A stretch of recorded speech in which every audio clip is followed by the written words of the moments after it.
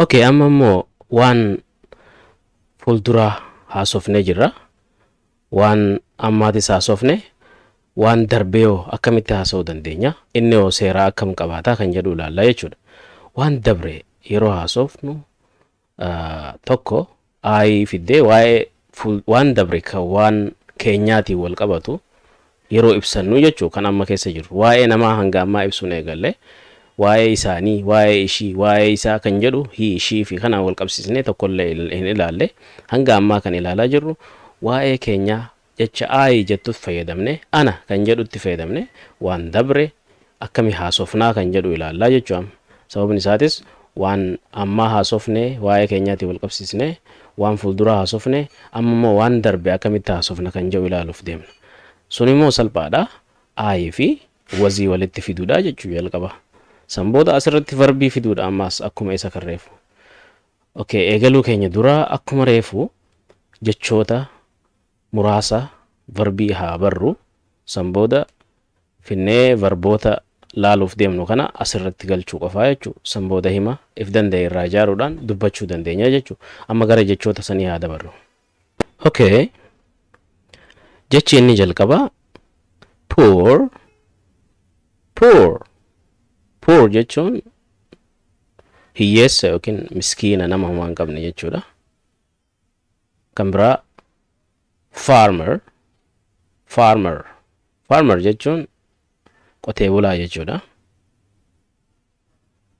Kan itti aanu student barataa jechuudha yookiin barattoota jechuu dandeenya.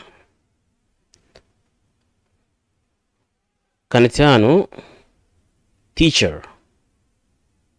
teacher barsiisaa jechuudha.